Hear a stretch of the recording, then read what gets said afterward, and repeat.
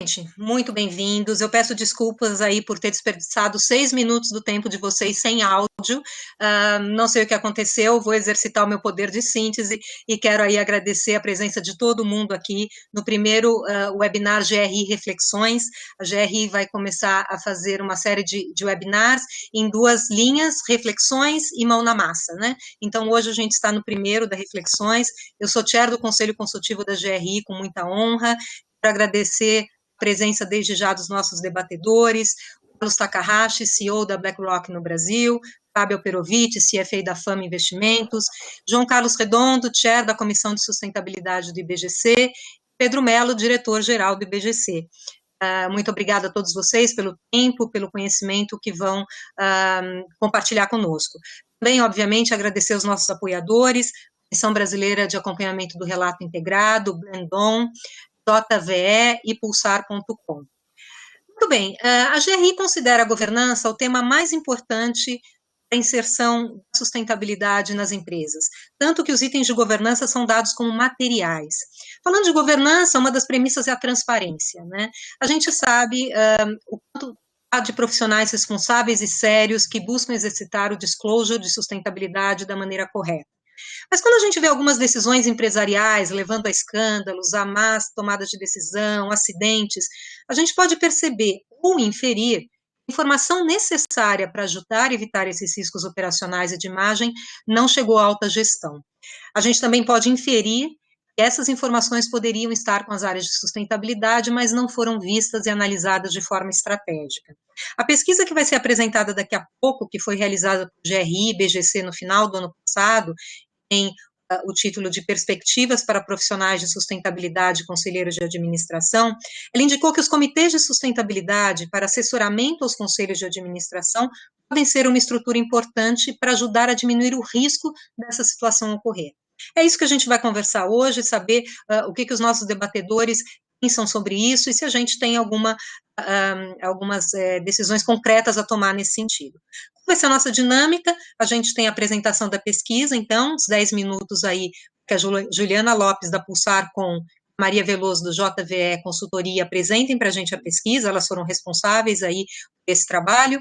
Depois eu faço uma pergunta geral aos debatedores, uma pergunta específica, e a gente abre audiência, então. Importante vocês já irem mandando as perguntas de vocês e, sem tomar mais tempo aqui, novamente pedindo desculpas aí pelo problema técnico no início, quero passar então para Juliana e Maria apresentar a pesquisa, por favor. Muito obrigada, Sônia, pela apresentação. Boa tarde a todos e todas. Gostaria de agradecer também a Gláucia Terrio pelo convite, tanto para desenvolvimento dessa pesquisa, quanto para participar hoje deste webinar. Inclusive, a gente vai disponibilizar via chat aqui nas perguntas e respostas o link da pesquisa, então vocês têm a oportunidade depois de analisar mais a fundo esses resultados. A pesquisa, como a Sônia comentou, foi lançada em outubro do ano passado, durante o Summit da GRI, e a gente vai trazer aqui uma síntese dos resultados, direcionando mais para o tema em questão hoje, que são os comitês de sustentabilidade. Só uma breve introdução, essa pesquisa, ela se apoiou como metodologia na realização de grupos focais. Foram 2 grupos focais, um primeiro realizado com profissionais de sustentabilidade, que tem já uma trajetória de mais de 3 anos de experiência realizando relatos em questões econômicas, ambientais, sociais e de governança, e um outro grupo focal com conselheiros de administração. Eu e Maria nos dividimos nessa tarefa, né, na figura de pesquisadora e observadora, acompanhando e conduzindo esses grupos. Eu vou apresentar primeiramente os resultados do grupo focal com profissionais de sustentabilidade e, na sequência, a Maria apresentará os resultados com conselheiros. De partida, vale a pena comentar a motivação dessa pesquisa, né? E ela se dá justamente em função da importância do papel dos conselheiros de administração para a efetiva integração de questões ambientais, sociais e de governança à tomada de decisão. Então, segundo o próprio IBGC, o papel do Conselho de Administração é ser o elo entre os proprietários do capital e a gestão.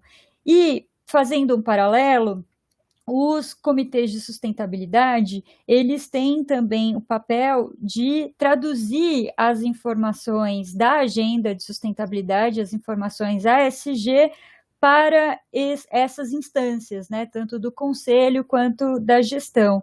E, como resultado da pesquisa, emergiu justamente essa questão de que o comitê de sustentabilidade, a criação de comitês de sustentabilidade, ela sim auxilia na efetiva integração de aspectos ASG à tomada de decisão, e a quem cabe a criação dessas estruturas é justamente o Conselho de Administração. Então, diante disso, o principal papel do Comitê de Sustentabilidade é a tradução, ou seja, a conexão da agenda ASG à agenda do negócio, tornando essa tarefa mais factível para os conselheiros de administração. Então, a gente pode dizer que o Comitê de Sustentabilidade funciona como um guardião dessa agenda, né?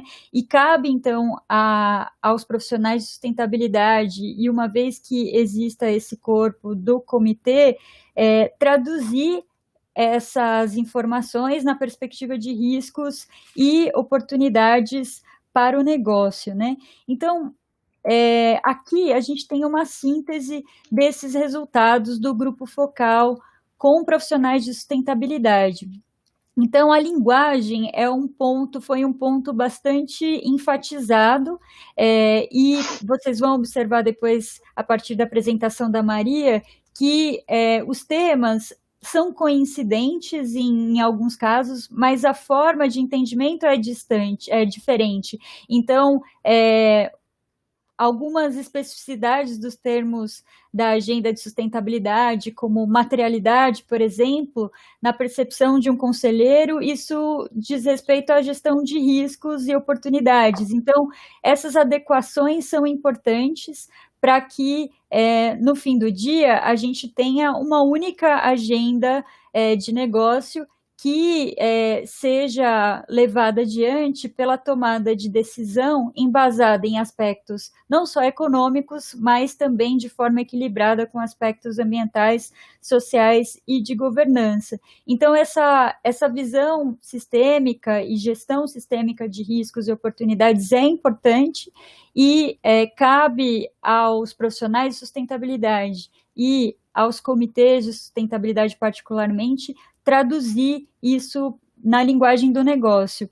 Isso foi apontado no grupo, na pesquisa, a criação de comitês de sustentabilidade como uma boa prática, mas também foi feita a ressalva de que a responsabilidade por esses temas não pode limitar-se ao comitê de sustentabilidade. Então, realmente, inclusive esse tema, ele acaba sendo pautado em outros comitês de assessoramento, como comitê de riscos, por exemplo.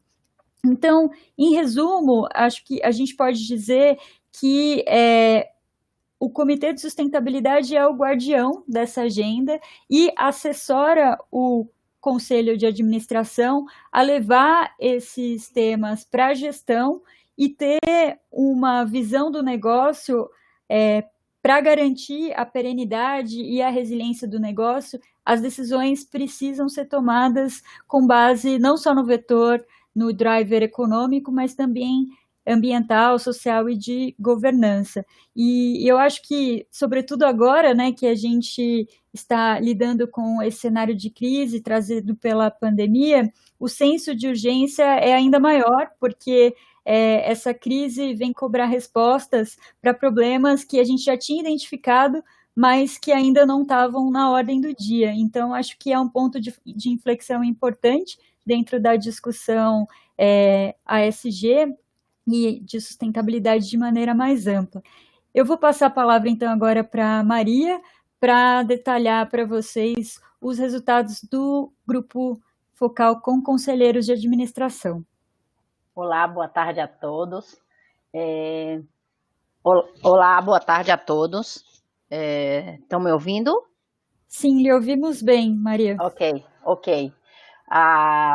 É importante, como a Sônia falou, e também a Juliana, as questões ESG são questões ainda que não estão muito claras como ser tratada nos conselhos, de maneira em geral.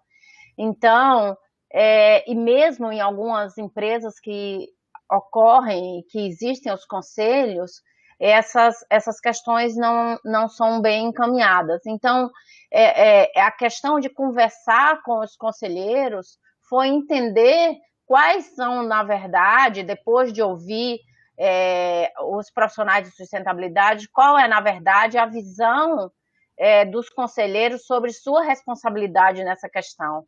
Quais são as relações entre ESG e risco e estratégia que são feitas nos conselhos? De que forma as questões ESG são abordadas nos conselhos? E qual é, na visão dos conselheiros, a composição e estrutura dos conselhos de administração e a estrutura de apoio para os conselhos para que essas questões realmente sejam tratadas nos conselhos de forma estratégica. E quais são os fatores determinantes que os conselhos entendem para a tomada de decisão, além dos desafios. E, no final, qual é a visão desse grupo de conselheiros, né, para as questões ESG? Então, como ponto principal, esse grupo de conselheiros identificou a necessidade que o conselho tem necessidade de criação de uma estrutura, né, que definir recursos e processos para que melhore a gestão de risco, que inclui a gestão ESG, né, que é necessário o conselho mudar foco de resultado, que olha o passado, e definir métricas e KPIs que olhem o futuro. Entender a situação financeira da empresa, e equilibrar o momento, o mercado, porque cada empresa está num grau de maturidade. Entender o grau de maturidade e prioridade da empresa. Favorecer as dinâmicas do conselho, que minimize conflito e priorize a participação, ou seja, a necessidade de um conselho diverso. E tirar um pouco o foco desse lucro máximo e alinhar o foco com o propósito. E como parte da responsabilidade da diretoria executiva, entender quais são os problemas e tendências emergentes das questões ESG que impactam a materialidade e a capacidade da empresa em criar valor sustentável a longo prazo, além de definir quais são as melhorias e de que maneira alocar os recursos para essas questões críticas. E como recomendações práticas desse trabalho, surgiu a necessidade de garantir que as questões ESG estejam integradas na gestão de risco de forma integral, né? Que muitas empresas existem várias questões de risco olhadas, desde risco financeiro, risco estratégico, riscos identificados na auditoria, risco ESG, e o conselho, como ele tem uma visão holística, ele precisa ver esse risco de forma integral, né? Incorporar as questões ESG nesse gerenciamento de riscos, né, na RM de riscos, né, e mudar um enfoque a longo prazo, de modo que mudanças em potenciais, a exemplo a que a gente está vivendo agora, para os negócios, para os clientes e para a própria sociedade, sejam antecipadas e melhorando a eficácia e a perenidade. E o grupo entendeu que a melhor estrutura de assessoramento das questões ESG, né, para o conselho, e a principal é o comitê de sustentabilidade, um comitê de sustentabilidade robusta, e que é muito importante a participação de um chair de conselheiro, que tem um conselheiro como chair, e que esse comitê tem uma visão interconectada, e que traga uma visão holística dos riscos, né? Para que entenda a ESG como estratégia, reconheça a oportunidade e agregue valor a longo prazo. E agregue também o valor dos stakeholders. E não tem dúvida que quando se traz essa visão de um comitê de sustentabilidade, que não vai olhar só as questões ambientais ou as questões de governança ou as questões sociais ou as questões de risco financeiro, que isso seja englobado e que seja criado uma integralidade desses riscos, né? E segundo estudos, se conseguimos, e eu vou colocar aqui já como resultados, os pontos principais, os 5 pontos principais que entende-se que tendo um comitê robusto, um comitê de assessoramento para o conselho, que se reduz as incertezas do negócio, não só do negócio, mas da cadeia de valor, reduz o risco, se mitiga impacto, tem-se maior acesso a mercados e um custo de um dinheiro mais barato, se inova, e as relações com as partes interessadas ficam aprimoradas. Então, nessa visão, é muito importante que o conselho, que tem uma visão ampla de todo o negócio, seja, vamos dizer assim, fortalecido com um comitê de sustentabilidade fortalecido também. E, ao mesmo tempo, que o comitê de sustentabilidade seja fortalecido com a presença de um chair conselheiro, porque isso traz visibilidade para o comitê e traz retorno e traz poder também para o comitê. De forma geral, essa questão que trouxemos na pesquisa e Sônia, fica contigo aí agora, dar continuidade. Ótimo, Maria, super obrigado, Maria, Juliana. Bom, acho que a gente tem aqui uma série de informações importantes que vamos debater. Puxo aí 2 questões, né, quando a Juliana traz a questão da importância de ser transversal, né, mesmo tendo um comitê de sustentabilidade, que esse tema não seja só desse comitê, obviamente, né, a gente está falando de uma estrutura necessária, mas há que ter uma transversalidade. E muito importante também quando Maria traz a questão da necessidade do processo, da estrutura, né, então, enfim, temos aí muita coisa boa para conversar. Então, eu já vou passar direto aqui a primeira pergunta. Começar com o Fábio, da Fama. Fábio, você aí com o chapéu do investidor, né, aquele que a gente sempre corre atrás, como é que você vê essa questão, né, você entende, e essa pergunta vai ser geral para todos, que os comitês de sustentabilidade, de assessoramento ao conselho, podem, de fato, ser um apoio importante, e aí, principalmente na linha de melhorar a transparência, que essas informações ESG cheguem ao conselho, impactando em gestão e decisão? Você acha que este é um bom caminho? Boa tarde, Fábio. Boa tarde, Sônia. Só para ter certeza se meu áudio está saindo. Tá sim, tá sim. Tá bom. Sim. Então, primeiro, antes de responder, eu queria agradecer o convite. Desejo que todos vocês estejam quarentenados e saudáveis, e familiares também. Em relação à governança e aos comitês, eu acho o seguinte: a gente está no estágio no Brasil em que tem basicamente 3 tipos de empresas. Empresas em que a sustentabilidade ela tem que ser desenvolvida, empresas em que a sustentabilidade tem que ser introduzida, e empresas que, infelizmente, acho que é um assunto quase que proibido, porque não é relevante para os controladores das companhias. Existe uma diferença grande e que a gente tem que levar em consideração entre o Brasil e outros países do mundo no que tange ao controle das companhias. Estou falando de maioria, né? Obviamente tem exceções, mas a grande maioria das empresas nos Estados Unidos, as empresas listadas, tem seus controles difusos. E aqui no Brasil a gente tem empresas que têm um controlador definido.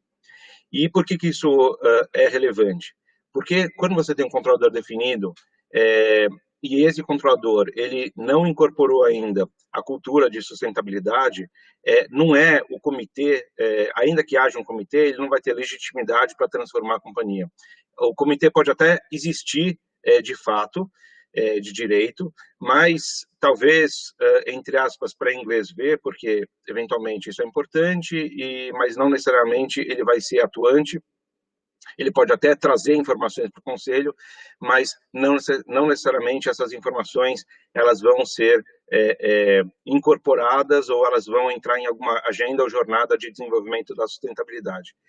Então, eu acho que existe uma distinção entre as companhias que querem, de fato, levar a sustentabilidade a sério e aquelas que ainda estão no início da sua jornada. Então, mas vamos, então, segmentar a resposta e falar um pouco das empresas que estão levando a sustentabilidade a sério. Nessas empresas, eu entendo que cada vez mais a sustentabilidade ela transcende a área de sustentabilidade. A sustentabilidade, para mim, é a cultura empresarial. A sustentabilidade ela está dentro do departamento de sustentabilidade, porque esse é o departamento que está puxando a agenda, esse é o departamento que tem conhecimento técnico, esse é o departamento que vai cumprir as obrigações e de certa forma, transformar a companhia. Mas, de fato, quando uma empresa tem sustentabilidade incorporada ao seu DNA e sua cultura, a sustentabilidade ela está no RH, ela está no departamento financeiro, está no departamento de compras, em logística, porque se pensa assim. Então, o comitê de sustentabilidade ele é super importante, mas ele ainda, de fato, muito relevante quando ele é legítimo, quando ele nasce não num top-down, do tipo, preciso ter porque é bonito ter, ou preciso ter porque o meu concorrente tem, ou preciso ter porque o meu investidor pediu. Ele é legítimo quando ele é de dentro para fora, né? Ele precisa ter porque alguém precisa me municiar de informação, de KPIs e de parâmetros e de best practices, para que a empresa inteira seja contaminada, no bom sentido, por essa cultura de como fazer. E aí ele se desenvolve bem. Então, eu acho que a gente precisa entender o estágio que cada companhia está, porque introduzir um comitê de sustentabilidade sem legitimidade ou sem trabalhar antes a cultura interna, ou mesmo do controlador ou dos seus administradores, quase que dá murro em ponta de faca. Então, eu acho ótimo, acho que a ideia é essa mesma. Eu acho que, além de liderado por pessoas do conselho, às vezes integrantes externos também ajudam bastante, o aconselhamento de advisors ou e troca de práticas com outras companhias do setor ou mesmo de outros setores é algo que eu vejo funcionando muito bem. Quer dizer, ontem, por exemplo, eu tive 2 reuniões com gerentes de sustentabilidade de 2 companhias diferentes e essa troca de informação ela é muito recorrente em empresas, mesmo dentro do setor ou outros setores. Então, essa oxigenação é super bacana, inclusive para o comitê. Mas ela precisa ter essa legitimidade, essa vontade do conselho e do corpo diretivo para que, de fato, o trabalho seja, enfim, efetivo. Super obrigada, Fábio. Acho que você traz questões fundamentais aí para o debate. Gosto quando você fala de entender o estágio da empresa, né? Porque, no fundo, não tem uma resposta só para todo mundo, né? Eu acho que é importante isso, e também essa legitimidade, né? Que aquela coisa não é fazer um check, né, das coisas que eu tenho que implementar, mas quando elas são verdadeiras. Muito bacana e muito bom e muito alentador ouvir aí de um investidor tudo isso. Muito obrigada. Eu queria só também dizer que Fábio é conselheiro, né? Faz parte do Conselho Consultivo da GR Brasil. E outra coisa que eu também tinha falado, quando eu estava falando só para mim mesma no início, era registrar, claro, a Gláucia Térrio, diretora da GRI no Brasil, aí que está conosco e liderando essa iniciativa. Muito bom. Então, Redondo, caríssimo amigo aí de uma estrada enorme, chair, né, meu presidente ali na Comissão de Sustentabilidade do IBGC, do seu ponto de vista, Redondo, como é que você vê a criação de comitês de sustentabilidade nessa linha que a gente está conversando? Boa tarde. Boa tarde, pessoal. Espero que vocês estejam me ouvindo bem. A gente que está aqui no webinar, para mim é uma experiência diferente também. A gente nunca sabe se o som está direitinho, mas eu estou entendendo que está tudo certo. Tá sim. Pode ir. Então tá bom. Então sejam todos bem-vindos. Bom, a gente estuda já há bons anos, né, o tema sustentabilidade empresarial na SESI, na Comissão de Estudos para a Sustentabilidade Empresarial do IBGC. Eu trabalho há 16 anos com esse tema na área de estratégia e há mais de 20 com os temas ambientais e tudo mais.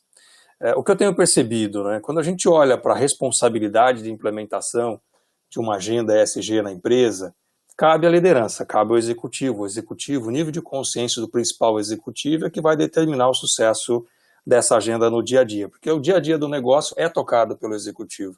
Então, a liderança do CEO, a liderança do presidente executivo é fundamental que esteja engajada nessa agenda. Se o executivo não estiver engajado, dificilmente essa agenda vai avançar numa determinada empresa. Então, cabe ao conselho de administração uma boa escolha do perfil do principal executivo da companhia, caso o conselho entenda que essa é uma agenda de relevância para o negócio, né?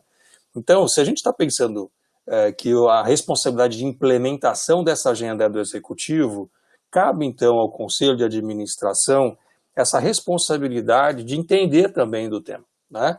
Então, se o conselho de administração tem a prerrogativa de definição da estratégia da companhia, visão de longo prazo, o cuidado com a cultura da organização, né, os aspectos que devem ser monitorados em termos de risco, em termos de avanço na agenda ESG, né, ou ASG, como a gente gostaria de comentar, existe uma prerrogativa do conselho em entender quais riscos associados aos aspectos ambientais, sociais e de governança estão associados ao negócio. Para isso, é claro que a existência de um comitê de sustentabilidade ajuda muito, porque como órgão de assessoramento, como os outros comitês mais tradicionais, como o de risco, como o de pessoas, de governança e etc., você tem um aspecto muito importante da sustentabilidade, que é criar esse fórum de conselheiros que vão aprofundar nesse tema, que vão entender desse tema, contando com especialistas externos, como o Fábio comentou, contando com especialistas internos também, de certa forma criando essa matriz de risco, aprofundando nessa matriz de risco, entendendo as externalidades positivas e negativas, impactos positivos e negativos, como a gente quiser chamar, e aí então desenhar esta agenda no longo prazo. Essa é uma agenda de longo prazo, portanto, estar no conselho de administração, estar num órgão de assessoramento do conselho é fundamental para que essa agenda avance, né? E por outro lado, esse conselho tem um papel importantíssimo de suportar, esse comitê, ele tem um papel importantíssimo de suportar o conselho nas decisões que tratam dos aspectos ASG dentro da estratégia da companhia. Então, esse reporte dos comitês periodicamente ao conselho de administração, fazendo essa interface do que acontece no executivo, o momento da companhia, o nível de profundidade, o nível de consciência que essa liderança tem para trabalhar o tema, faz toda a diferença quando você leva, então, para o conselho recomendações. Em geral, os comitês de sustentabilidade não são deliberativos, nenhum comitê de conselho é deliberativo. Então, eles fazem recomendação ao conselho de administração, que aprova ou não, que delibera ou não, mas aí é uma decisão de que um assunto foi aprofundado dentro de um comitê, preferencialmente liderado por um conselheiro, preferencialmente que seja um conselheiro independente, que conte com executivos. É desejável? É sempre bom ter uma proximidade com o executivo, mas sendo um órgão de assessoramento do conselho, preferencialmente deve ser um comitê de conselheiros, né? Até pode ter ali uma presença de executivos para acompanhamento dos trabalhos, mas é um ambiente, é um ecossistema que pertence ao conselho de administração. E para isso você tem que trazer pessoas que conheçam, né? E se você tiver conselheiros que não dominem o assunto, é claro que contar aí com um especialista vai ajudar demais. Então, de forma geral, Sônia, o que eu costumo dizer é que o conselho de administração deve fazer uso dessa prerrogativa de fortalecer a cultura dentro da organização e dar um espaço para trazer de forma estruturada o debate ESG dentro de comitês de assessoramento é uma forma estruturada de caminhar com a agenda ESG. Então, não é uma agenda de curto prazo. Eu costumo dizer que existe um conflito natural, né, entre uma agenda do executivo e uma agenda de conselho, que é curto e longo prazo. Sustentabilidade é uma agenda de longo prazo, é mudança cultural. E isso, quem é o guardião da cultura é o conselho, né? E a agenda do executivo normalmente é uma agenda de curto prazo. Então você tem um conflito natural entre o executivo que gostaria de adiar esse tipo de discussão, porque ele não domina, porque ele não tem, de certa forma, prioridade para aquele tema, e do outro lado o Conselho exigindo um avanço nessa agenda. Então você já tem naturalmente aí um espaço grande de negociação para que chegue num consenso. Mas o Conselho é o órgão que vai garantir que essa agenda avance. E o Comitê é um órgão de assessoramento que vai ajudar o Conselho a entender essa agenda. Acho que basicamente resumindo para a primeira pergunta, acho que é isso, Sônia. Ótimo, João, muito obrigada. Acho que você traz aí essa questão fundamental, que o executivo é que toca o dia a dia, né? Então, óbvio que a gente está discutindo aqui de um comitê no nível de conselho, mas como é esse link, né, entre o conselho e a parte executiva. Então, acho que você traz um ponto bastante relevante. Vamos agora ouvir o Pedro Mello. Pedro, diretor-geral do IBGC. Pedro aí estreou no IBGC num momento bem quente do mundo, né, Pedro? E você também tem uma experiência absurda aí na sua carreira toda. Então, a partir dessas perspectivas, queria te pedir para conversar conosco e dar suas opiniões sobre o tema. Boa tarde. Boa tarde, Sônia. É verdade, eu cheguei no IBGC no dia 2 de março, na verdade, e só fiquei 12 dias lá, não voltei mais no escritório. Então, mas a gente vai passar por esse momento, eu tenho certeza. Aqui, em nome do Conselho, do time de gestão, do IBGC, dos nossos associados, obrigado pelo convite, Sônia. É sempre uma satisfação debater esse tema. A minha perspectiva aqui vem de um outro ângulo, né, de transparência. Eu entendo que o Redondo e o Fábio já abordaram aspectos muito relacionados à gestão e muito bem colocados, por sinal, mas olhando lá de fora, fazendo a medição de transparência e olhando para a transparência das organizações, o que a gente pode dizer é que o quesito transparência tem ampliado de forma geral. Mas ele ainda é muito focado nas questões muito mais de finanças e contabilidade. Os itens que dizem respeito a informações não financeiras, eles têm uma quantidade menor de profundidade. Aqui eu gostaria de fazer um parênteses, considerando que as empresas de capital aberto têm uma série de demandas, essas sim têm um nível de divulgação muito mais amplo.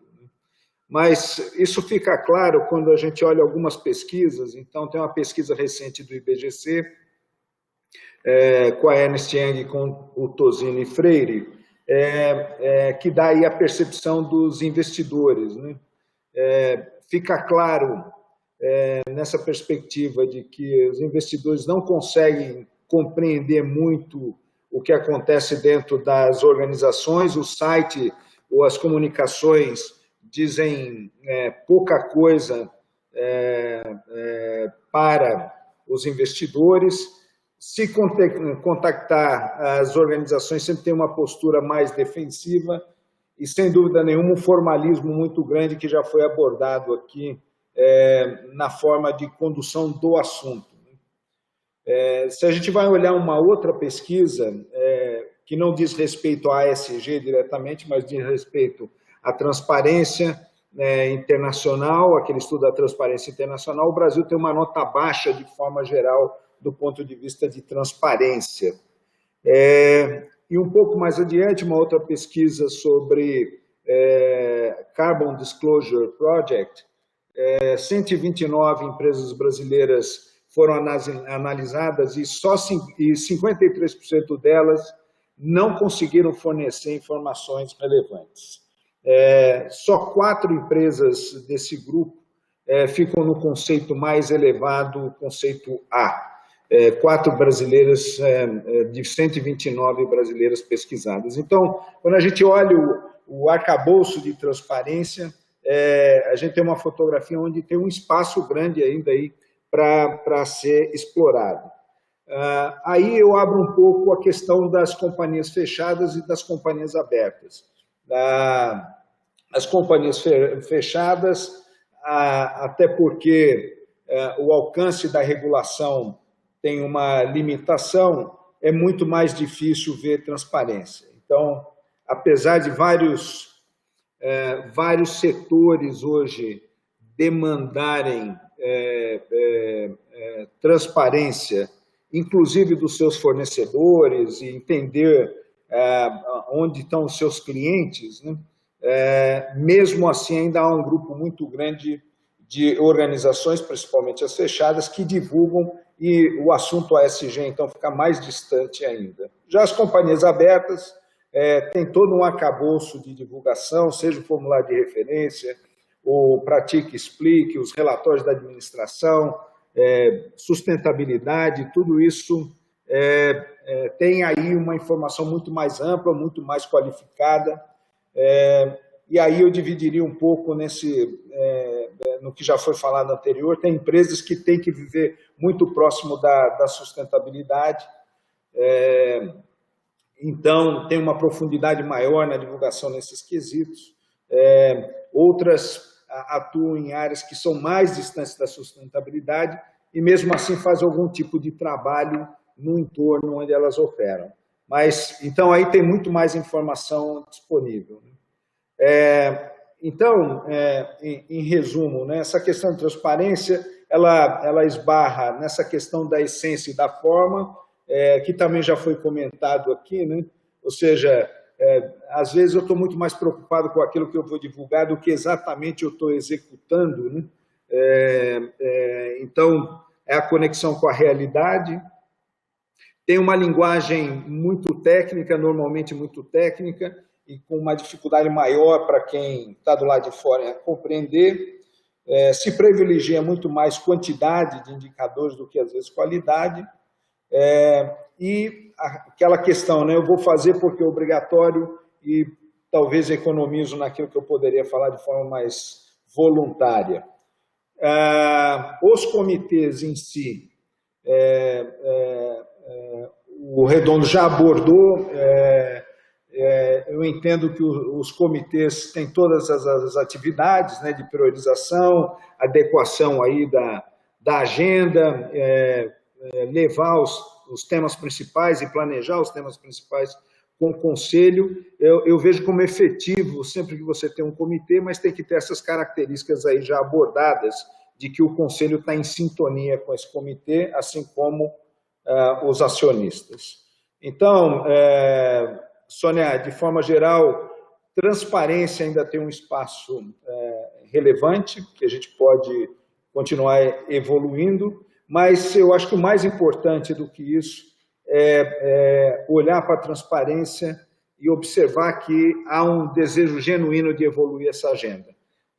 Eu acho que é aí que a gente gostaria de ver a régua avançar mais rápido. Obrigado.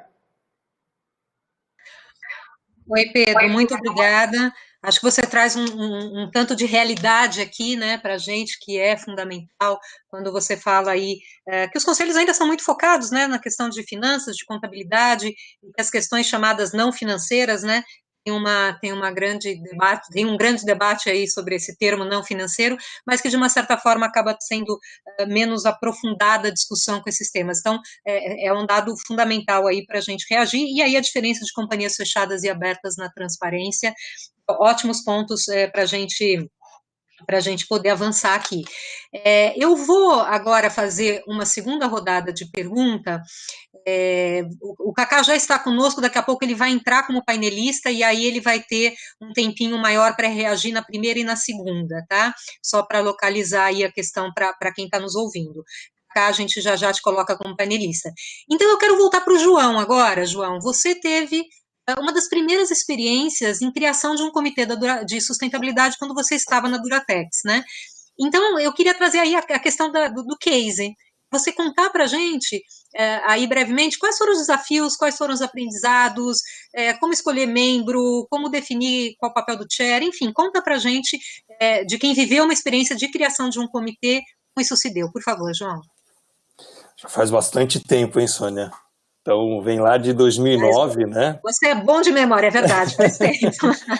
Vem lá de 2009, assim, foi, do que eu tomei conhecimento, foi um dos primeiros comitês formais de conselho de administração que foi criado. Foi uma inovação que a empresa trouxe por meio de uma demanda do conselho.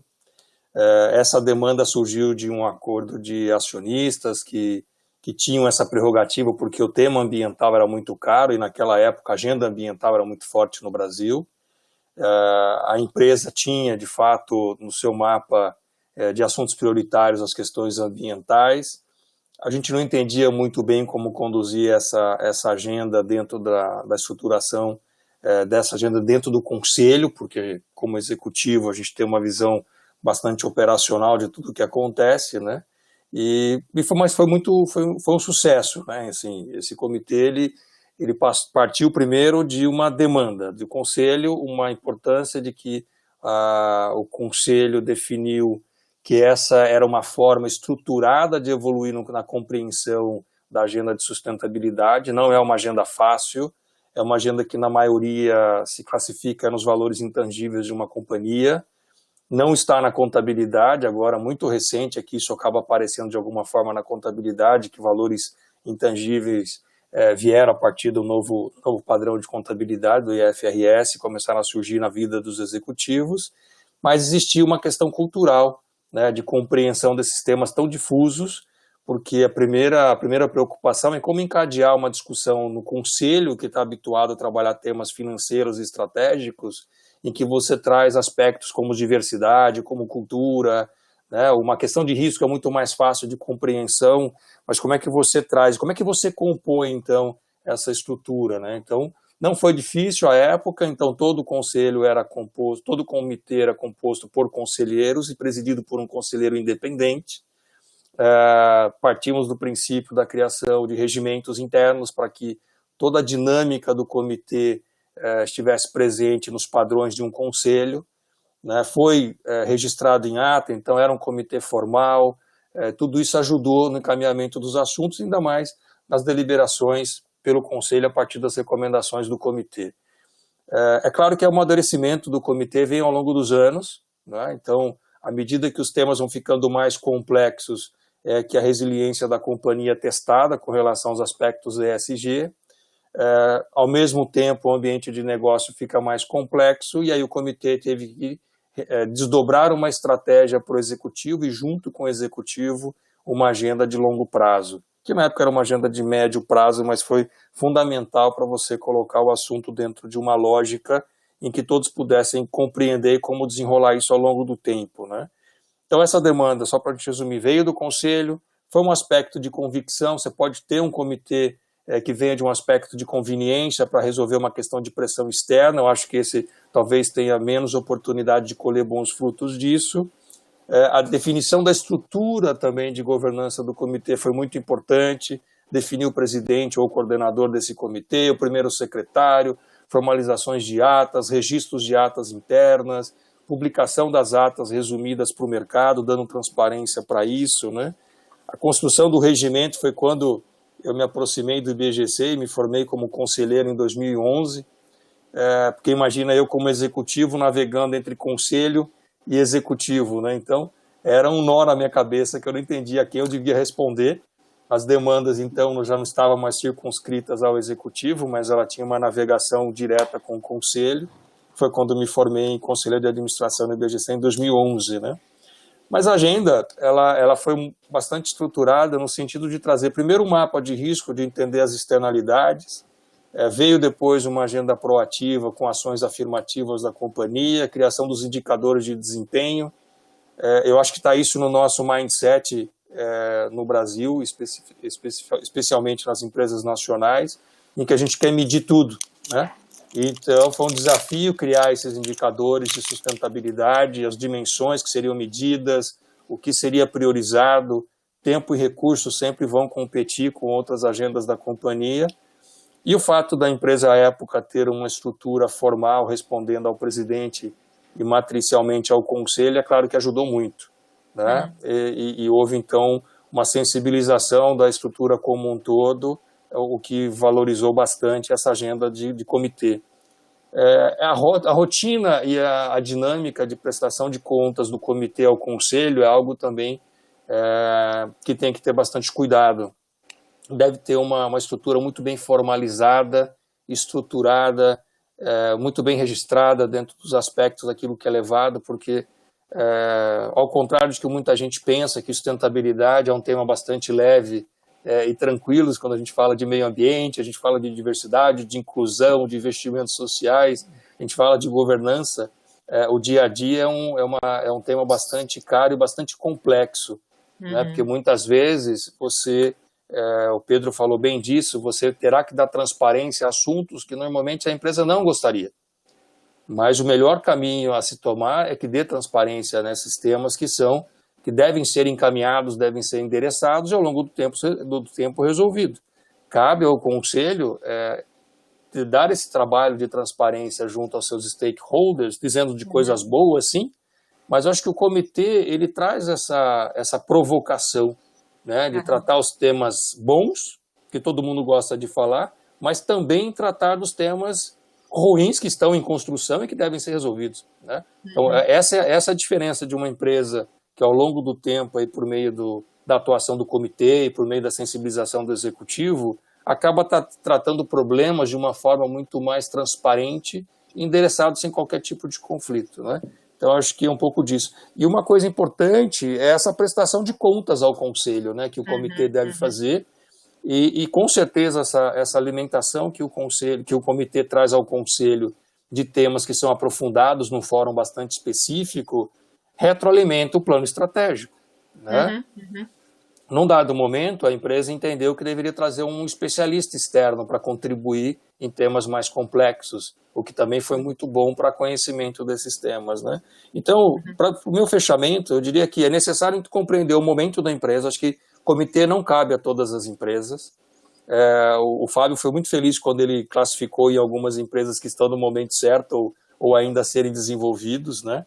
Mas entendendo que é o momento em que a empresa busca transparência, que a empresa entende que esses aspectos vão afetar o seu negócio no longo prazo, o comitê vai ajudar muito a endereçar no curto prazo uma agenda de longo prazo, né? Então, o que eu percebi ao longo de todos esses anos com experiência em comitê, eu entendo que o Conselho se beneficia para fazer perguntas corretas ao Executivo, identificar seus mapas de riscos, porque eles têm o dever fiduciário, eles devem estar à frente de uma agenda cuidando da companhia, porque é um dever como estatutário, e saber fazer pergunta é toda a diferença num conselho, né, e entender as respostas. Eu acho que é isso.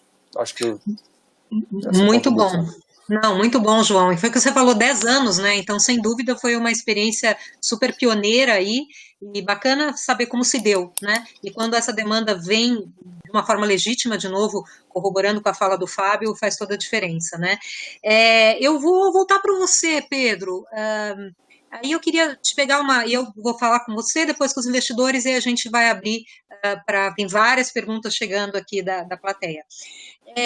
Bom, você falou, né, já um pouco na sua primeira fala, Pedro, dessa questão de que os aspectos não financeiros, ESG, enfim, um pouco menos, são não tão aprofundadamente tratados. Mas como você vê o movimento dos conselheiros para isso, no sentido de eles tendem a incorporar essa perspectiva? Você vê uma diversificação de background de conselheiros acontecendo, saindo um pouco desse mainstream financeiro e tentando ser um pouco mais diverso? Você vê esse movimento entre os conselheiros, essa preocupação ou tendência?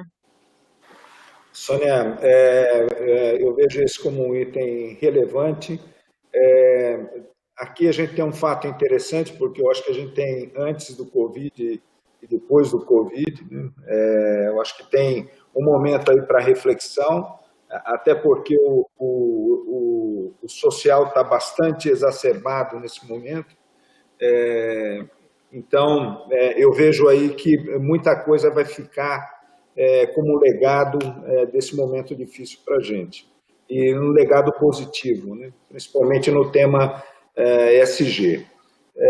Talvez aqui para exemplificar um pouco, eu acho que como essa agenda está andando, eu vou tomar como base 2 momentos do IBGC no webinar do IBGC Conecta. Nós temos falado com vários conselheiros em diversos temas, mas se tem um assunto que tem permeado de forma até voluntária, é esse aspecto do ESG no debate do Conselho. Então, de forma muito livre, a gente vê um movimento dos nossos conselheiros em se aprofundar no tema, até porque alguns deles a gente está precisando lidar de forma imediata. Então, talvez se a gente tivesse tendo essa conversa 2 meses atrás, a gente não ia ver esse comentário, essa sequência de comentários muito na direção de que é importante cuidar dessa agenda. Um outro momento, que foi o webinar que nós fizemos com os institutos, alguns dos institutos internacionais, algumas coisas também a gente identificou nessa conversa de ESG. Uma é que nos Estados Unidos, talvez até por conta do que o Fábio trouxe, do controle difuso, mas o que a gente ouviu de lá é que o tema ESG tem sido tratado em blocos, o E, o S e o G, e com intensidades diferentes, em companhias diferentes, dependendo não só do seu ramo de atividade, mas também do seu momento. Mas a conclusão é que há um sentimento que essa agenda está se movendo em blocos separados, mas ela está se movendo. Já quando a gente olha para o lado europeu, tem muita regulação na Europa para tratar desse tema, né? Mas também o debate foi que, nas últimas semanas, sejam reguladores, sejam governos, suas agências, têm debatido de que um aprofundamento maior de regras poderia acontecer para uma exigência maior de ESG. Então, isso é interessante. Nos Estados Unidos, enquanto as organizações fazem de acordo com as boas práticas, talvez na Europa a gente vá assistir mais regulamentação. E a outra experiência interessante é na África do Sul, onde esse momento do social ele tem sido muito intenso, até porque há várias similaridades do ambiente da África do Sul com o Brasil na questão do social, mas as organizações lá tiveram uma agenda muito intensa nos últimos anos com o social especificamente, acompanhado pelo de ambiente, e impactando a governança de forma positiva. Então, assim, se a gente olhar os blocos no mundo onde o Brasil está, a gente volta naquele debate de que as empresas melhor estruturadas dão a impressão de maior profundidade, porque elas divulgam muito mais, mas eu acho que tem a combinação de tudo isso, é uma onda positiva de que o assunto veio para ficar.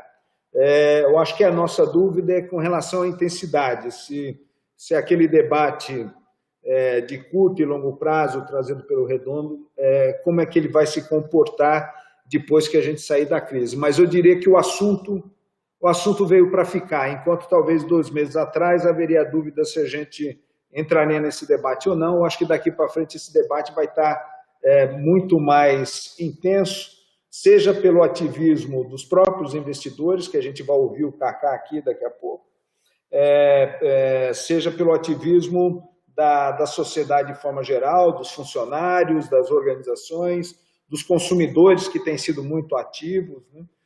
Eu acho que o mundo digital facilita esse intercâmbio de ideias e coloca mais exigências ao mesmo tempo. Então, assim, em resumo, 2 meses atrás eu estaria muito mais no que o tema ESG é uma questão importante e muito mais gente estaria fazendo, mas não com a mesma intensidade, talvez, que a gente vai assistir depois desse momento Covid.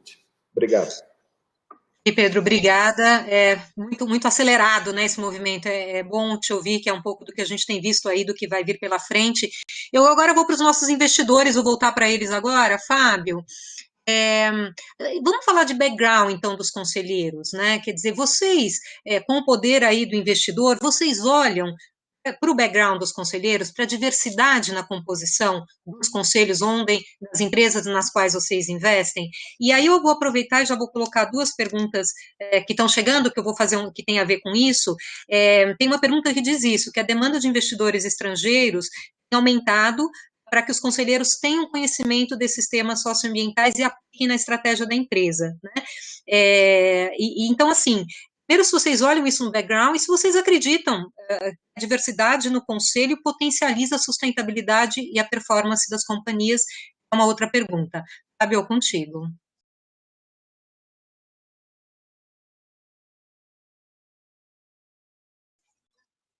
Fábio, você está conosco?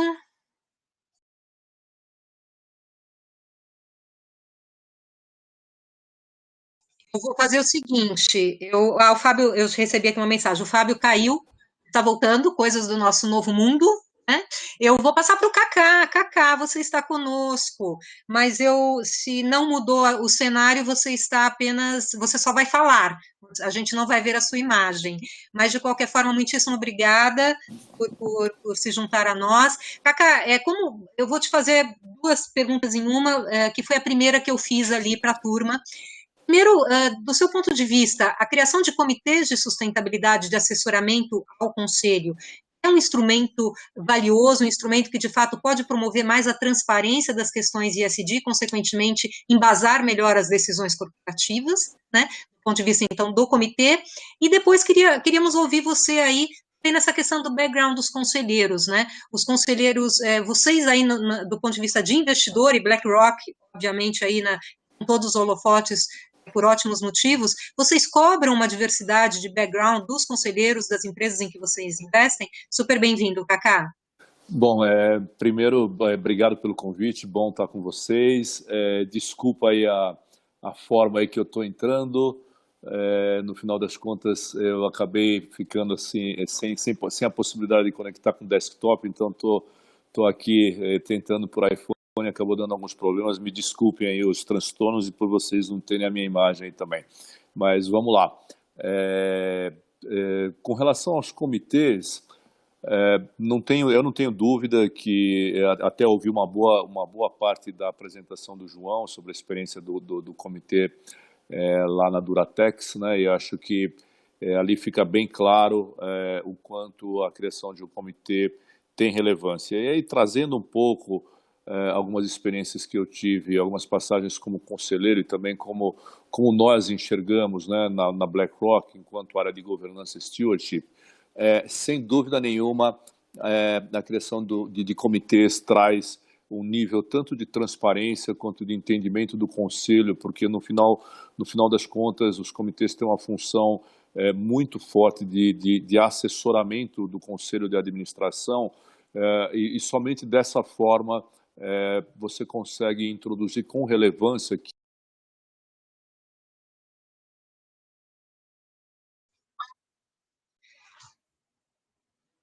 Kaká, acho que a gente parou de te ouvir. Algum painelista me ajuda? Também pararam de ouvir? Paramos, sim. Não estamos ouvindo não, Sônia. Obrigada, Maria. Eu estou dizendo assim, acho que o mundo foi invadido por lives, né? As questões tecnológicas aí têm trazido isso para a gente de vez em quando. O pessoal de apoio vai tentar reconectar o Kaká. Está me ouvindo agora? Eu estou te ouvindo. Agora sim, Kaká. Tá. Pode continuar com a sua explanação. Deu lá que o host tinha me emudecido. Agora acho que liberou lá o microfone de novo. Pode ir em frente. Okay. Bom, eu não sei bem onde eu parei, mas eu talvez dei um passinho para trás.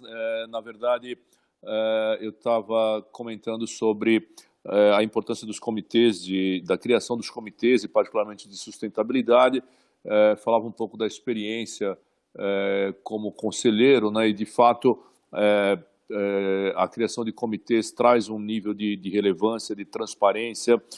E também um ponto que é bastante importante, os comitês são organismos importantíssimos de assessoramento ao conselho de administração, não é? Então, a criação de comitês, várias empresas criaram comitês de inovação, talvez o primeiro comitê que ganhou mais relevância e muitos devem se lembrar, muitas pessoas que que vivenciaram esse período, né, quando começou a criação dos comitês de auditoria, né, eles começaram de uma forma e gradualmente, especialmente nas instituições financeiras, ganharam enorme relevância e hoje eu diria que ele tem uma relevância equivalente até de um conselho de administração nos assuntos que são pertinentes ao comitê. Então, sem dúvida nenhuma, a criação do Comitê de Sustentabilidade é fundamental porque o assunto não somente ganhe eco, mas seja efetivamente incorporado na agenda do Conselho de Administração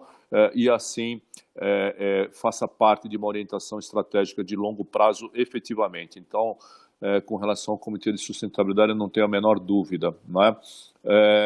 Agora, falando um pouco, a segunda pergunta da Sônia. Sônia, você pode dar uma refraseada rápida para mim, só para não fugir muito do ponto? Claro, Cacá. A segunda pergunta era na lógica do background dos conselheiros. Vocês aí, com o papel do investidor, vocês cobram das empresas investidas maior diversidade na formação dos conselhos? Cobramos. Aí eu vou só abrir vou dar um passinho atrás, só para explicar um pouco como é que funciona o processo de governança stewardship na BlackRock. Nós estamos num estágio bastante avançado em termos de participação ativa com relação às nossas orientações em boards, especialmente nos Estados Unidos e na Europa. E agora nós estamos, obviamente, ampliando tudo isso para outras geografias, a exemplo do Brasil, a América Latina como um todo.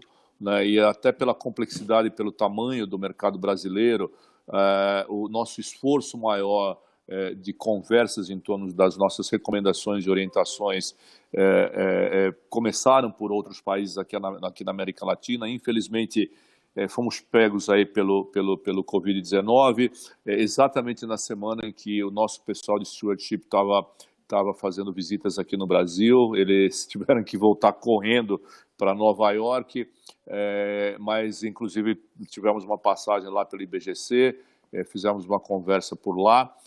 E de fato, uma das orientações mais importantes que nós damos na formação de conselhos é exatamente a questão da diversidade. Né? Então, e a diversidade num sentido bastante amplo, obviamente, a gente tem um foco bastante intenso em trazer a diversidade através de gênero também. A gente faz parte de diversas iniciativas globais nesse sentido, mas a gente defende muito a diversidade no sentido de de permitir que o Conselho tenha diferentes ângulos de visões, quer seja pela formação. Nós todos sabemos, né, conselhos em geral tendem a ter uma predominância de formação de pessoas na área financeira, na área econômica, e no final das contas a gente se esquece que outras especialidades, outras capacidades são muito bem-vindas e outras experiências, a exemplo do que traz a própria questão do gênero, acabam trazendo uma contribuição maior. Então, já há vários anos, dentre as orientações que nós temos, né, a Sônia já viu algumas apresentações a esse respeito. Um ponto que nós sempre nos preocupamos na BlackRock é de ter o processo de governança stewardship muito bem estruturado, ou seja, ter um passo a passo de execução, ter uma orientação de quais são as prioridades para cada um dos exercícios, como é que deve se dar o processo de informação e assim por diante. E nesse ano, novamente, a questão da diversidade também foi incluída, da diversidade nos conselhos também foi incluída como um tema prioritário de acompanhamento, não só de recomendação, mas também de acompanhamento do funcionamento dos conselhos, desculpa. Ok, Cacá, muito obrigada, é muito bom ouvi-los, né, e até pelo movimento que vocês estão gerando aí, com todas as cartas de Larry Fink, etc. E você também, óbvio, aqui como Head Brasil, usado muito as suas falas nas minhas apresentações. Eu vou passar para o Fábio. Fábio, você voltou conosco? Então, me fala aí sobre essa questão do background dos conselheiros, o quanto vocês estão cobrando isso das empresas investidas, por favor. Obrigado, Sônia. Antes de mais nada, peço desculpa, caí, fiquei um tempo fora, então seria mais fácil eu não te pedir para repetir a pergunta e falar que eu concordo com tudo que o Kaká falou, porque geralmente é assim. Mas eu estava fora na hora que você fez a pergunta, então se você puder repetir, desculpa a todos os que estão nos ouvindo, mas eu realmente não peguei. Não, imagina. O que a gente gostaria de ouvir é o seguinte, sobre a diversidade da formação dos conselheiros, né? A diversidade da formação dos conselhos. Você aí, do ponto de vista do investidor, esse é um item que vocês cobram? O quanto vocês cobram para que os conselhos sejam, de fato, diversos e tenham diferentes backgrounds e formações? Minha resposta talvez não seja a mais politicamente correta para ser dada, tá? Mas acho que dá para a gente pensar em vários recortes do ponto de vista de diversidade. A gente dá para fazer o recorte do ponto de vista de gênero, dá para fazer o recorte do ponto de vista profissional, dá para fazer o recorte do ponto de vista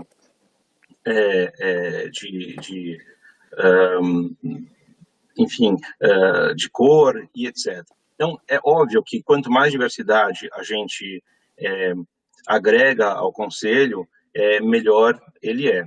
Mas esse seria o mundo ideal, porque é muito fácil agregar diversidade sem agregar diversidade de ideia. Então, existem vários conselhos, por exemplo, que tem metade dos conselheiros mulheres, e aí, do ponto de vista do check the box dos analistas, é maravilhoso, mas essas mulheres só estão lá porque são filhas do controlador ou sobrinhas e etc. Então, elas não estão lá para agregar a diversidade, então não é genuíno. Então, o que eu acho de fato que a gente deve perseguir são conselhos que tenham escuta. E quando os conselhos têm escuta, o próprio controlador, né, eu falei no começo, geralmente as empresas no Brasil, os conselhos não são formados pelo mercado, eles são formados em geral pelo controlador. Quando o controlador tem uma escuta legítima, ele mesmo vai procurar diversidade nos recortes que fazem sentido para a companhia, né, e não nos recortes que são aceitos ou procurados por investidores só porque, enfim, é correto de ser.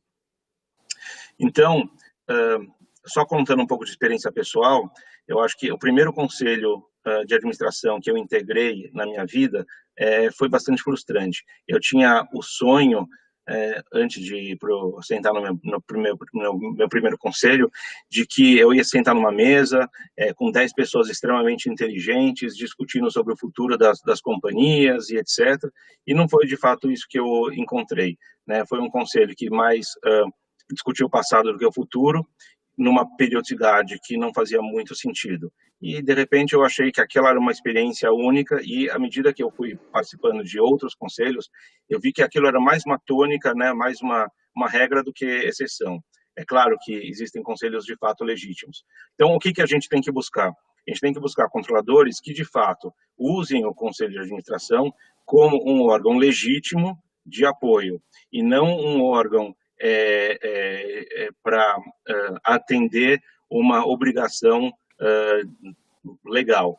E quando ele é legítimo, a diversidade ela aparece de forma natural, porque o próprio conselheiro vai querer, o próprio controlador ele vai querer procurar pessoas que agreguem experiências diferentes, independente do recorte que for usado.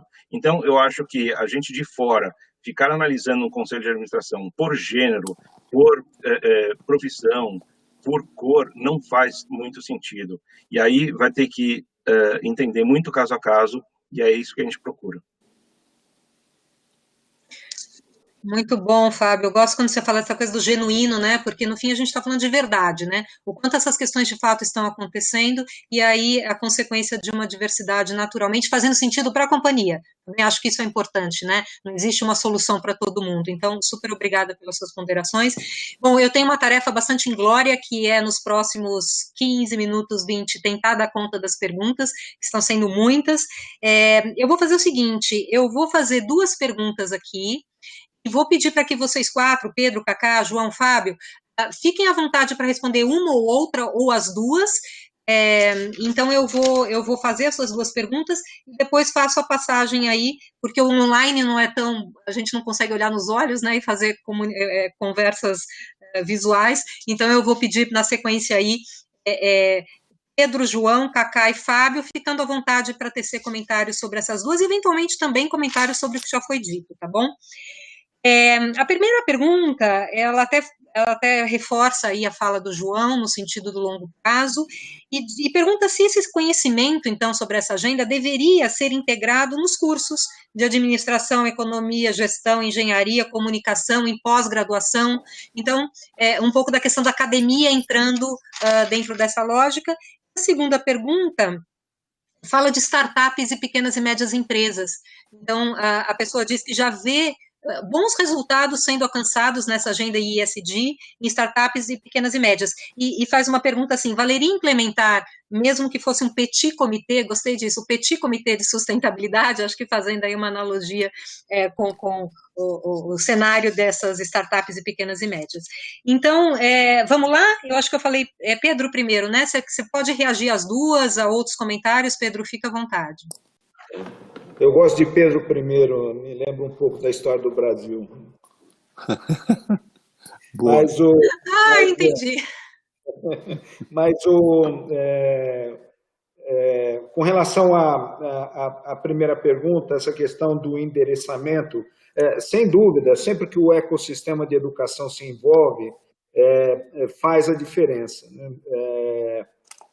Nós, no IBGC, seja através da nossa Comissão de Sustentabilidade, a gente tem endereçado esse assunto e levado para os outros diversos fóruns dentro do IBGC, até com o aprofundamento do conhecimento que a gente captura ali na Comissão de Sustentabilidade. Então, sem dúvida nenhuma, a gente vê como crítico e a gente tem ampliado o debate mais recentemente do que a gente deveria fazer mais, aproveitando esta onda de perseguição aí à ESG, considerando a crise que a gente está vivendo. Então, a gente quer explorar um pouco mais e avançar nessa agenda, mas eu entendo que o ecossistema de educação, sem dúvida nenhuma, é fundamental. Com relação a startups, aqui são dois cenários. Um, de que as startups, de forma geral, na cabeça dos seus fundadores, elas já vêm com uma pegada de olhar o mundo de forma diferente, né? Agora, quanto a estruturar isso, eu vejo um pouco mais distante, até porque as startups estão num ritmo de fazer com que a sua atividade vá para o próximo estágio. Então, essa questão de estruturar o pensamento, eu acho válido, entendo que o assunto petit comitê poderia ser o caminho, mas eu acho que o grande impulsionador vem dos investidores, uma vez que os investidores podem fazer o diálogo certo logo no início das startups em torno desse tema de ESG. Então, a gente volta aqui no investidor como uma mola propulsora importante. Obrigado. Obrigada, Pedro. João? Bom, eu fico muito feliz, né, com essa pergunta da questão da academia, porque são os líderes, né, os que estão aí nas academias, que vão tomar decisões no futuro, né? E ver esse tema inserido no currículo, ver esse tema inserido de alguma forma na formação desses líderes é algo que a gente vai transformar as empresas ao longo do tempo, porque no fundo a gente muitas vezes incorre num erro, né? A gente acha que a empresa, o CNPJ, toma decisões. Não é o CNPJ que toma a decisão, quem toma a decisão são pessoas, né? Então, se a gente imagina que a gente gostaria de mudar a forma como as organizações enxergam seu propósito, seu papel social, sua responsabilidade com o sistema financeiro, econômico e social do nosso país, a gente tem que mudar a cabeça das pessoas, a gente tem que incentivar que essas pessoas elevem seu nível de consciência, né? Eu sou professor também em algumas organizações de ensino e o que eu percebo é que esses temas estão entrando com alguns nomes diferentes. Sustentabilidade vai gerar valor sustentável, sustentabilidade vai gerar ética e sustentabilidade vai gerar algum assunto ligado a questões sociais e assim por diante. E o que eu percebo do início da turma, quando você chega no primeiro dia e pergunta, gente, vamos falar de sustentabilidade, o que é isso? Fica aquele silêncio na sala, né? Porque não é algo que está no dia a dia, e não é uma turma. Todas as turmas que eu passei até hoje, com raras exceções em sala, a reação é exatamente a mesma, do que a gente está falando, o que a gente vai estar num curso de estratégia de negócios e assim por diante, falando de sustentabilidade. Ao final do módulo, a expressão vem de espanto, não sabia que sustentabilidade era tudo isso. Não sabia que a gente está falando de propósito, não sabia que a gente está falando do impacto de como a empresa tem a responsabilidade de cuidar do ecossistema econômico, financeiro e assim por diante, né, do seu papel social. As startups, eu acho que elas têm um privilégio, né, de começar com uma geração jovem, na maioria, e que, em teoria, deveria estar num código já muito mais moderno de compreensão dos impactos dos negócios na sociedade e como ela pode atuar com mais propósito. O recado que eu daria para os empreendedores que estão com a gente é que não considerar os aspectos ESG e de sustentabilidade no seu modelo de negócio, né, de levar esse tema para a discussão dos sócios, que normalmente são vários, dependendo do tipo de startup, realmente é desperdiçar uma grande oportunidade de transformação social a partir do seu negócio. Porque, em geral, ela vai se encaixar dentro de um ecossistema maior e ela consegue, então, trazer um código novo em que ela pode influenciar essa cadeia que ela vai se inserir. Então, acho que ela tem, sim, toda a possibilidade. Startup é uma aventura como qualquer empreendedor nesse Brasil, né? E considerar os aspectos ESG no plano de negócios é algo que seria, não diria uma obrigação, mas seria uma grande oportunidade de transformação, não só das pessoas que fazem parte, mas também de todo o ecossistema que ela pretende influenciar. Eu acho que é isso, acho que é uma onda de influências em que a gente traz novos conceitos e que a gente tenta influenciar, seja a grande empresa com a sua cadeia de valor, seja a startup na cadeia de valor onde ela se encaixa. Obrigada, João. Bom ver a sua experiência, o seu depoimento como professor, né? A gente sabe o quanto isso, educação é tudo, né? Muito bom. Sem dúvida. Cacá, do seu ponto de vista, Cacá, essas duas questões, da academia e de startups e pequenas e médias empresas, ou as duas, ou uma. Bom, acho que o Pedro e o João cobriram super bem as duas questões, né? Eu concordo, eu entendo que a academia, educação é tudo, a gente sempre tem, e nós aqui no Brasil, até pelos gaps que a gente tem, tanto no campo da saúde quanto da educação, a gente sempre vê a educação como algo fundamental para a gente promover as mudanças que nós precisamos mover, né? Precisamos promover. Então, sem dúvida nenhuma, a inserção do tema, eu me entendo também fundamental para que a gente já comece formando as futuras gerações, que são os futuros empreendedores, são os futuros investidores, os futuros empresários, o que quer que seja, professores, enfim, que tenham em sua formação já isso incorporado.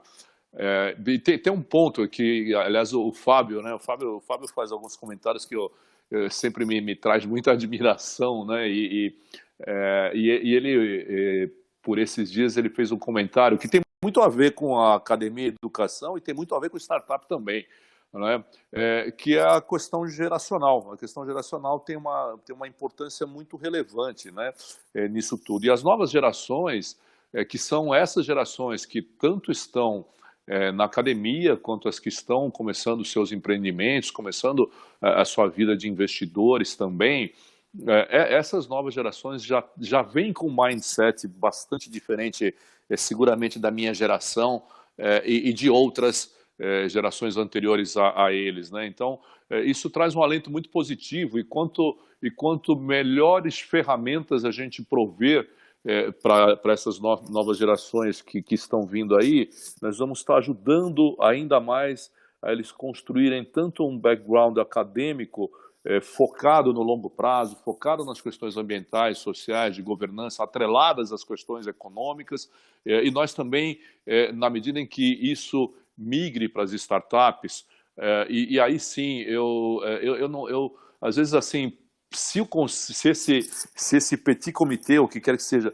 for formado para valer, não for algo assim, já começa com uma startup, bota um petit comitê lá para parecer que eu estou, mas se for uma coisa efetivamente incorporada por uma crença de que aquilo vai trazer uma discussão mais apropriada, uma orientação estratégica de crescimento e longevidade daquela startup, eu acredito extremamente válido.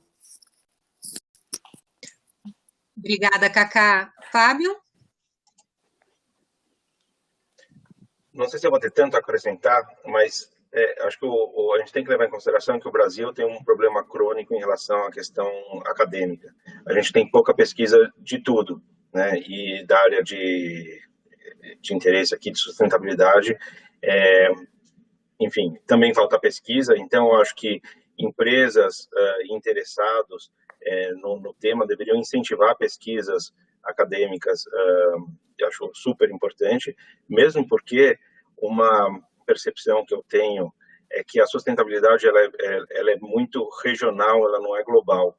Então, as práticas que funcionam aqui, ou as preocupações do Brasil, não necessariamente são as mesmas preocupações. A gente pode importar pesquisa. Isso em todas as áreas, tanto principalmente nas questões socioambientais. O social daqui é diferente e o ambiental aqui é diferente também. Então, acho que esse incentivo à pesquisa, acho que ele é fundamental. E a questão das startups é bem o que o Cacá falou. A nova geração já vem com um DNA de fábrica um pouco diferente. Os processos, em startups em geral, os processos eles vêm a reboque, né? Eles vêm depois.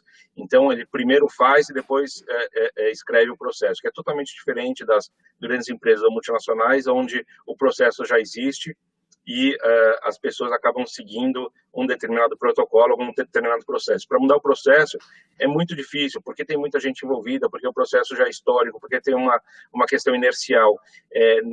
Nas startups, ele é um pouco mais fluido, e a documentação e os processos eles vêm depois.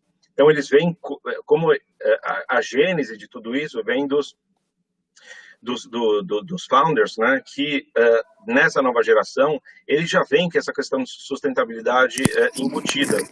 Então, ainda que não tenham métricas, ainda que não tenham KPIs, ainda que não tenham um manual de best practices, etc., a cultura ela já existe. Então, o mais difícil já está implementado. Então, eu vejo com muito bons olhos as startups ensinando as empresas maduras e adultas. Bacana, essa coisa que já vem de fábrica é tão alentador, né? Eu acho muito bacana. Pessoal, a gente agora vai caminhando aqui para o nosso encerramento, o nosso voo vai acabar 15h40 mais ou menos. Tem perguntas que a gente não vai conseguir responder aqui, mas daremos encaminhamento aí com vocês. O que eu vou fazer agora? Duas perguntas que, na verdade, é engraçado que elas são até... elas são o mesmo tema, mas visões opostas. Vou fazer essa última pergunta e aí passo para vocês responderem e já também darem as palavras finais e depois eu volto com um encerramento aqui. A pergunta tem a ver com riscos, né? Agenda de sustentabilidade e agenda de riscos. Então, tem uma primeira colocação, se vocês acham que este comitê de sustentabilidade que nós estamos falando para ser constituído no âmbito de conselhos, deveria trazer agenda de riscos, né? Incluir na sua responsabilidade a agenda de riscos.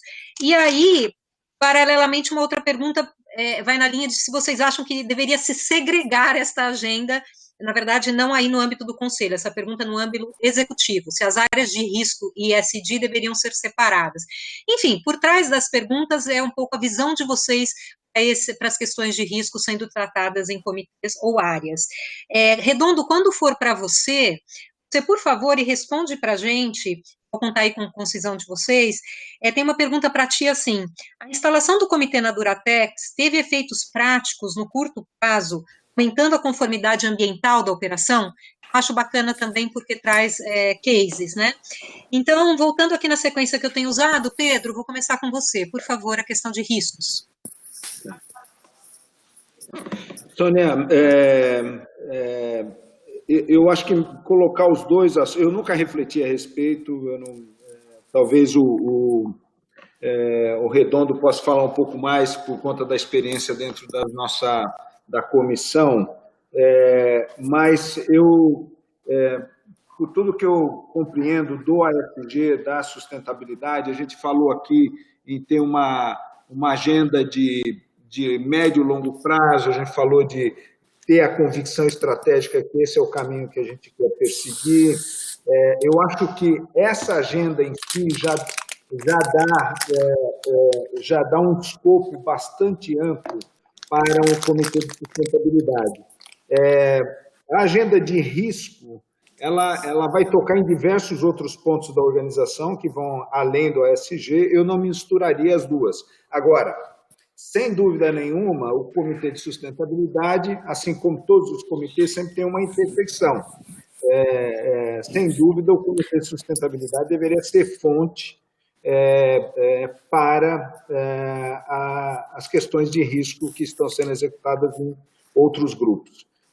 Então, eu vejo muito mais como uma intersecção do que abraçar uma agenda que vai ficar tão grande e talvez a gente vai perder a melhor parte se a gente faz isso, que a gente vai deixar de olhar com profundidade nas oportunidades de ESG e não só nos riscos.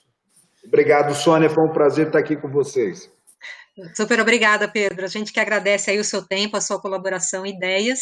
João, para você aí uma dobradinha. Não, vamos lá. Bom, o que eu acho? Todo sonho, né, de profissional de sustentabilidade é que a agenda de sustentabilidade seja praticada em todas as áreas, né? Então, eu não vejo com bons olhos que os aspectos de risco de ESG sejam tratados, por exemplo, num comitê de sustentabilidade. Eu acho que o bom senso diz que o comitê de risco deve ter a maturidade tal que considere os aspectos ESG na sua matriz de risco. Faz mais sentido isso do ponto de vista do que a gente conhece como organização tradicional no Brasil, né?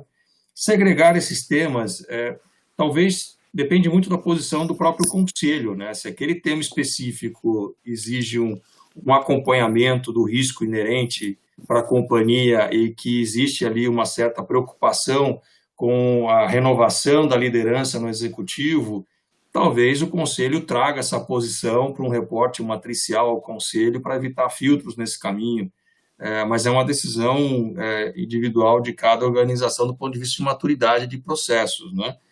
O correto é que isso esteja permeado dentro das áreas que já fazem essa gestão e que devem ser preparadas, devem ter conhecimento, devem ter suporte para que essa metodologia, então, componha as atividades afins. Eu não vejo com bons olhos a segregação ou juntar isso dentro de sustentabilidade, faz mais sentido que esteja nesses focos, né? Com relação aos efeitos práticos de curto prazo, excelente pergunta. O que eu vejo e que percebi e que fiz bom uso disso. Primeiro, um aprimoramento excepcional do mapa de risco da companhia, redução de risco de curto prazo, um avanço significativo nas práticas ambientais, porque, em geral, quando você sobe um tema para o conselho vai te pedir a melhor prática naquele quesito, então, normalmente, você vai para um sistema muito mais estruturado, um sistema muito mais baseado em normas internacionais. Então, o que eu percebi foi um avanço bastante positivo e significativo nas práticas ambientais, buscando certificações internacionalmente reconhecidas, e isso traz tranquilidade e mitigação de riscos de curto prazo para acidentes ambientais, e também nas práticas de segurança e saúde ocupacional. Então, de certa forma, você também mitiga os riscos associados ao próprio ambiente de trabalho da companhia.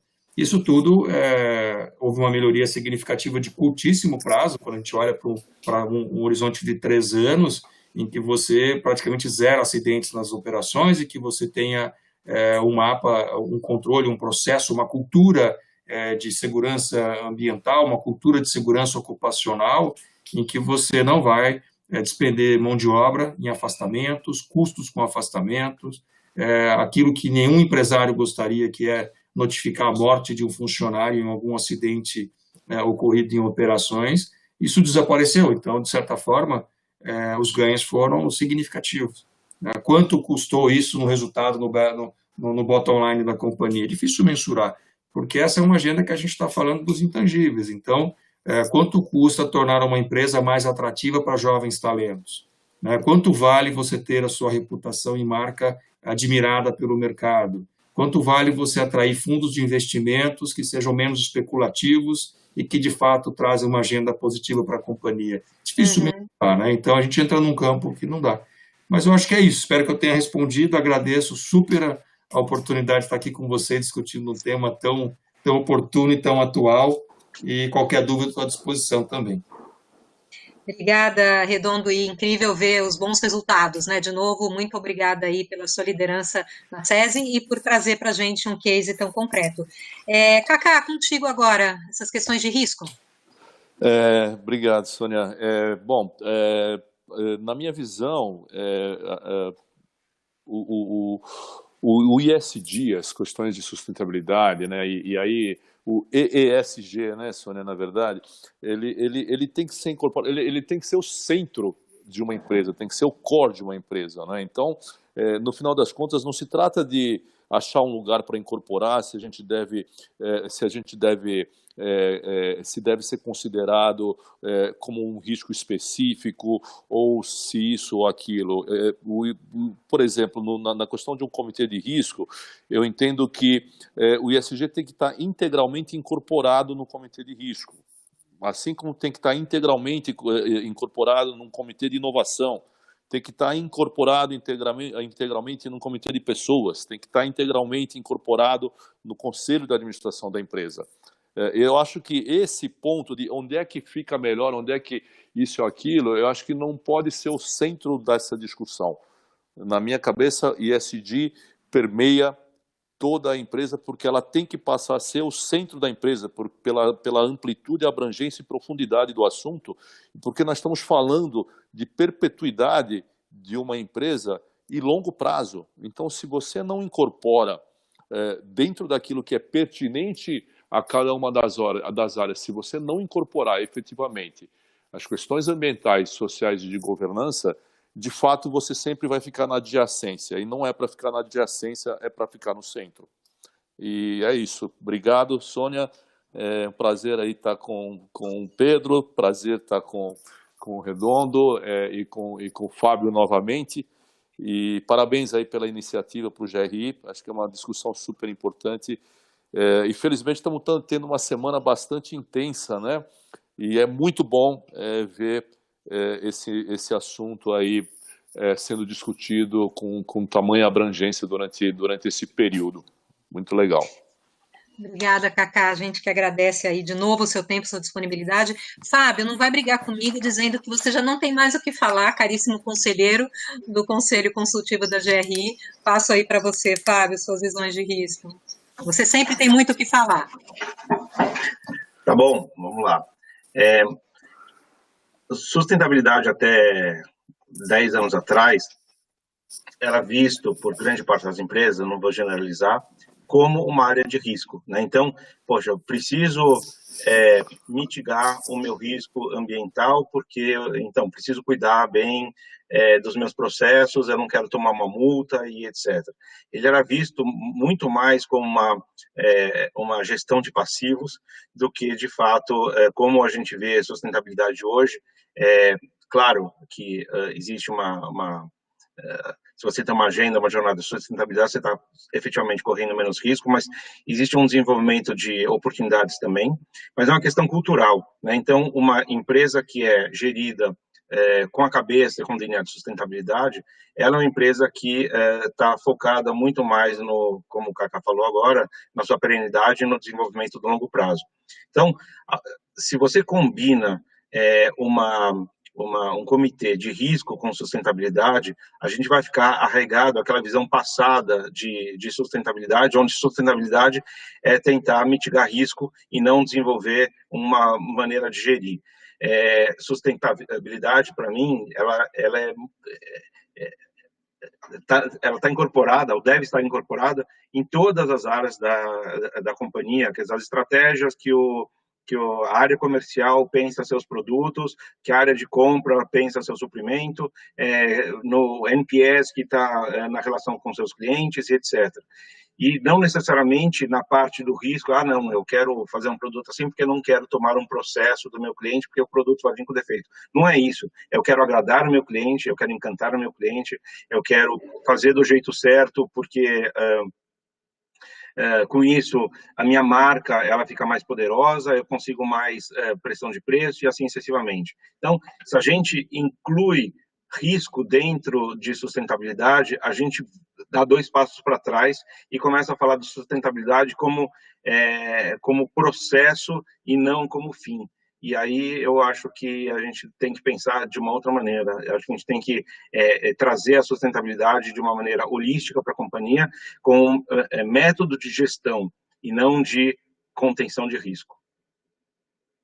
E agradeço de novo o convite. Serei grato todas as vezes que você me convidar, porque esse é um assunto que eu adoro e onde eu puder contribuir, estarei contribuindo. Obrigado. Obrigada, Fábio. A gente vai continuar convidando bastante. Bom, eu agora vou trazer algumas frases só dos nossos panelistas, sempre gosto de deixar algumas mensagens, né? O Redondo nos trouxe a questão da agenda de longo prazo, né? Que essa agenda estar no Conselho é fundamental para que a sustentabilidade avance, da perspectiva do longo prazo e da conexão com o Executivo. O Pedro nos trouxe também que os comitês de sustentabilidade são efetivos, mas devem seguir algumas características e principalmente a questão da conexão e da sintonia entre o conselho, o comitê e acionistas. Cacá nos trouxe, validando a questão de comitê de sustentabilidade, trazendo a perspectiva da BlackRock, e uma das principais recomendações são justamente a diversidade em conselhos, diversidade no sentido amplo, não só de gênero, mas de ângulos, visão, formação. E o Fábio nos colocou aí a sustentabilidade transcendendo a área de sustentabilidade, sendo uma cultura empresarial. Comitê de sustentabilidade é relevante quando é legítimo, e não da linha do preciso ter, né? Então, foi incrível, eu quero agradecer imensamente os 4, reforçar aí o agradecimento aos nossos apoiadores, a Blendon, Comissão Brasileira de Acompanhamento do Relato Integrado, a Maria da JVE Consultoria, Juliana da Pulsar.com, Sarcom, e aí eu queria agradecer demais ao Denis e à Gláucia, que estão aqui, né, nos bastidores ajudando, e aí usar uma fala da Gláucia num post do LinkedIn, que a gente está numa verdadeira conferência internacional com essas lives, né, ao todo momento, paralelas, lembra as paralelas e as plenárias, então a gente vai liberá-los agora às 4 horas, a gente tem uma live bastante esperada, né, Cacá, a live aí do Sérgio Rial, presidente do Santander, com Larry Fink, presidente mundial da BlackRock, onde todos nós da área de sustentabilidade queremos ouvir muito, não é isso, Cacá? É isso aí, Sônia, e assim, só para vocês saberem, né, é a primeira live que o Larry vai fazer em sua vida, e está fazendo aqui no Brasil, então é muito bacana, a gente está bastante feliz aí por ter recebido esse convite do Sérgio, né, que também tem sido extremamente vocal, extremamente ativo, né, em torno dos temas de sustentabilidade.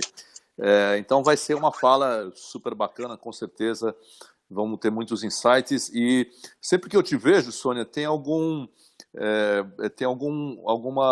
coisa nova a caminho, né? Então, possivelmente, na semana que vem, nós vamos fazer uma prestação de contas dos anúncios que nós fizemos no início do ano e como é que nós estamos, não é? Então, também vai ser, nós vamos fazer um comunicado ao mercado, nós estamos preparando tudo isso lá em Nova York, então nós vamos também ter esse momento na próxima semana.